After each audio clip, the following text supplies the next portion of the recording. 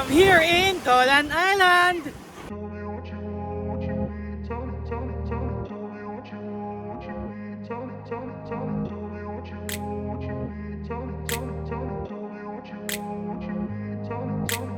grew up in a place where they told you what to chase, told you how to run the race. In this episode, we will give you an idea on how to travel going to Colan from Pattaya. And we will show you what to expect once you arrive in this paradise. Caught up in a daydream, I beat my mind up there almost daily. It's how I pass time, no opinions safely. It's how I understand what I want in this place, see. Cause everybody wanna tell you bad things, what could go wrong?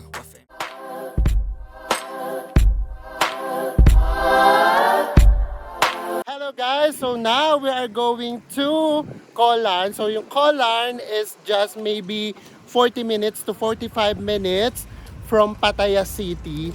Kung ang sasakyan nyo po ay ferry, which is the cheapest one, 30 baht lang siya. Pero kung gusto nyo magmadali or nagmamadali kayo, pwede rin naman kayong mag-speedboat. Speedboat is 150 to 300. So depende sa kung anong company yung makukuha ninyo. So nagmamadali kami kasi may oras ang ferry dito sa may Pattaya going to Colan and then vice versa. So ilalagay ko na lang yung picture dito ng schedule para hindi kayo madaling katulad namin kasi 3 minutes na lang aalis na yung ferry. Kapag hindi kami nakasakay, maghihintay na naman kami ng 1 hour. So yun yung ferry guys. So come on!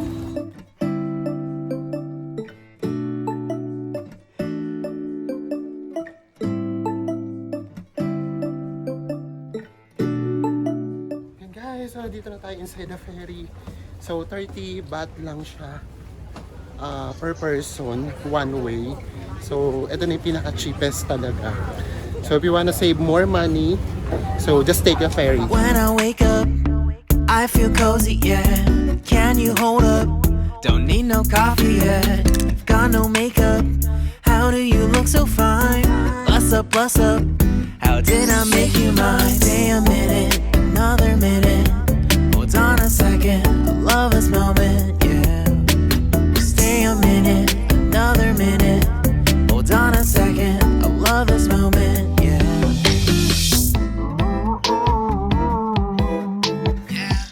So guys, after less than 40 minutes ride, ferry ride, we are now arrived here at Colan.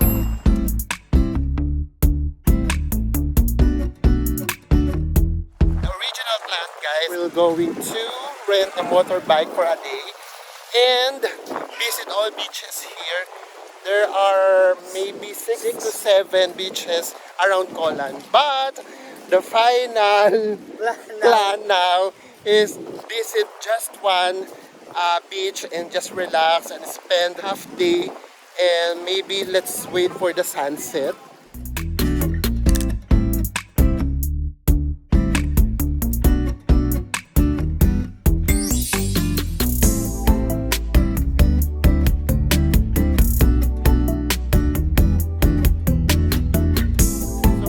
Nakita nyo ba kung gaano karaming tourist ngayon dito sa Colan? So ayun yung kahit 7-Eleven punong-puno. So kakain muna kami kasi it's already 2:45 PM and hindi pa kami nagla-lunch.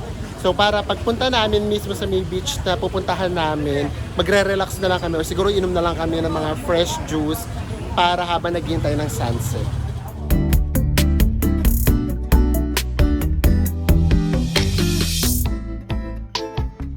Here's our food for today. We ordered pork fried rice with fried egg.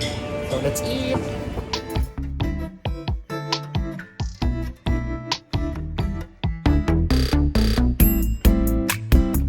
Guys, if you're a coffee lover, magugustuhan nyo rito kasi ang dami ritong coffee shops all over the place.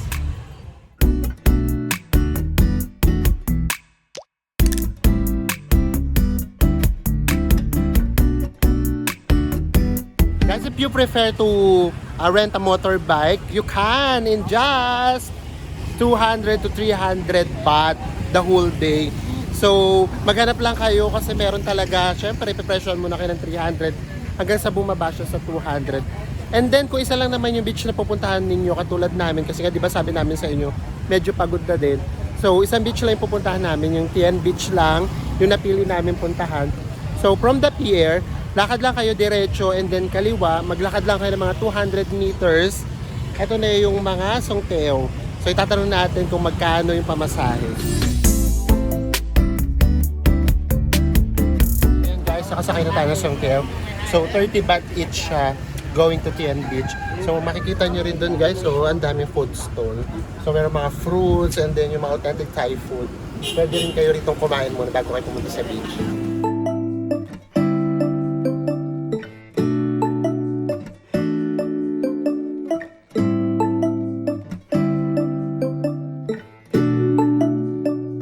After less than 10-minute roller coaster ride, Songteo ride, we have arrived here at Tien Beach. Yes! So, marami ng tourist guys.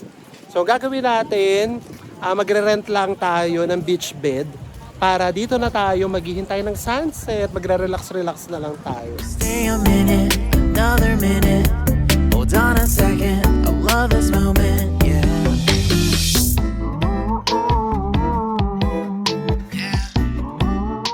Guys, we just found our spot here.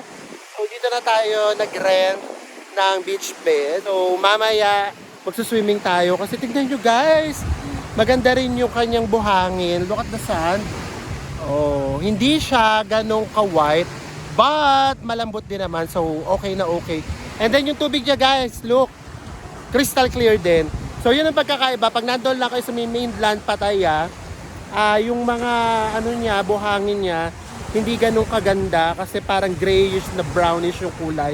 And then yung tubig doon, siguro nga dahil ganun nga yung kulay nung sand, hindi rin crystal clear. Unlike here, look, crystal clear water.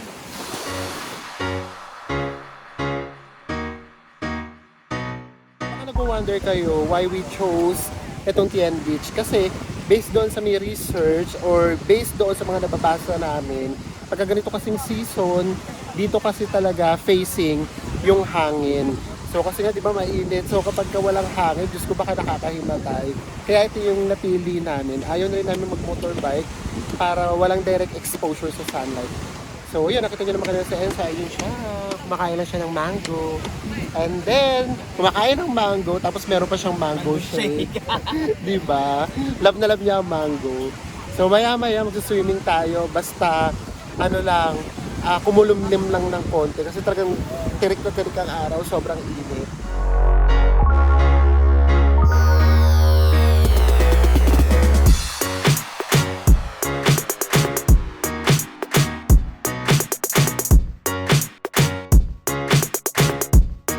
Guys, it's currently 5 p.m.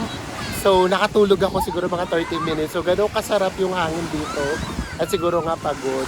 So we just ordered French fries for only 150 baht. And then kanina, yung mango shake niya is 60 baht. Tapos yung Coke yata rito 50 baht. So yun lang yung mga kinain namin. So lika na, lakad lang tayo ng konti para mapakita ko sa inyo yung kabuuan ng Tien Beach. So itong Tien Beach, maliit lang siya. Siguro approximately mga 1 kilometer long lang siya. So tanaw na tanaw siya. Oh. Ayan, gano'n na siya kaliit. So, kung mahilig kayo sa mga water activities, pwede kayo rito magkayak. Ayan, meron ditong kayak. Kasi hindi kayo marunong lumangoy, you can rent this one. And then, may banana boat and then meron ding jet ski. So, as you can see guys, marami na rin talagang turista. And by this time kasi nag-aabang na rin yan ng sunset dahil nga 5 o'clock na. Pero tayo, baka hindi na natin abutin.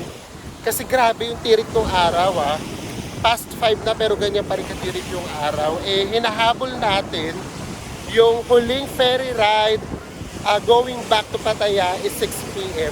So kailangan natin siyang maabutan kasi kung hindi, wala na tayong choice. Dito na tayo mag-overnight. So ayan guys, etong mga may-ari nitong beach bed, meron din yung restaurant dun sa may likod. So pwede kayong umorder ng food kahit saan kayo dito umupo. And then pare-pareho lang naman, 100 baht yan lahat. So kung nakikita nyo guys, so mababaw siya. Kaya masarap talaga ritong maligo.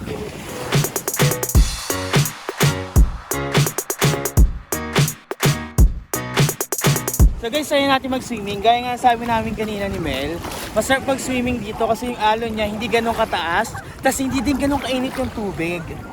Kaya nakaka-refresh talaga siya. Tapos dito banda medyo malalim na. Kaya sa mga hindi marunong taga lumangoy, ingat-ingat tayo guys. Huwag na tayo pumunta doon sa malayo. Kasi baka biglang lumalim yung yung buhangin, tapos hindi pa tayo marunong, tapos malunod tayo. O tulad dito.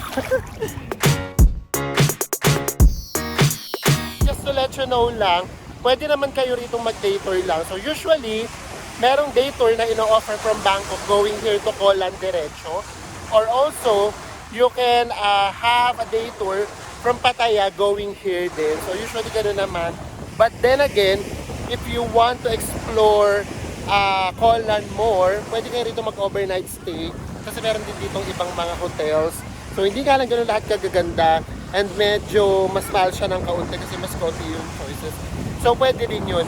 Pero kung ako yung tatanungin yung buong araw na stay dito pwede na, lalo na kung naka-motorbike kayo and mag-start kayo ng mga 8 a.m. tapos uuwi kayo ng mga 6 p.m. Talagang yung 7 beaches na yun, may ikot nyo na kasi maliit lang talaga siya.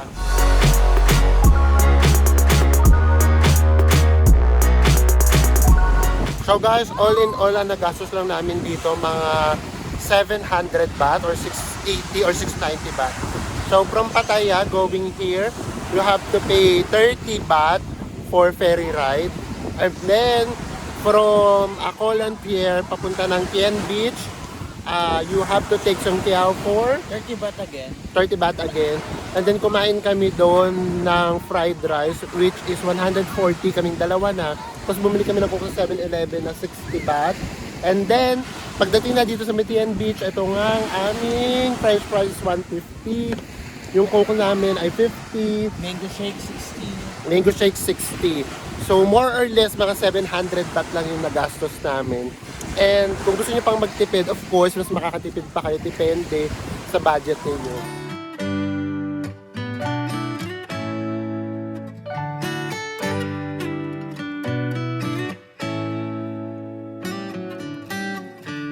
Lost in your eyes, under your spell.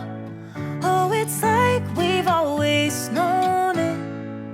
Even though it's new, I can already tell. Oh, that this feeling is taking over. Can we take our time? And just like that, guys, we are back here in Pattaya. So I hope, or we hope, you enjoyed this video. Thank you for joining us as we explore Koh Lan Island. So see you again next time. Bye! Wanna savor us.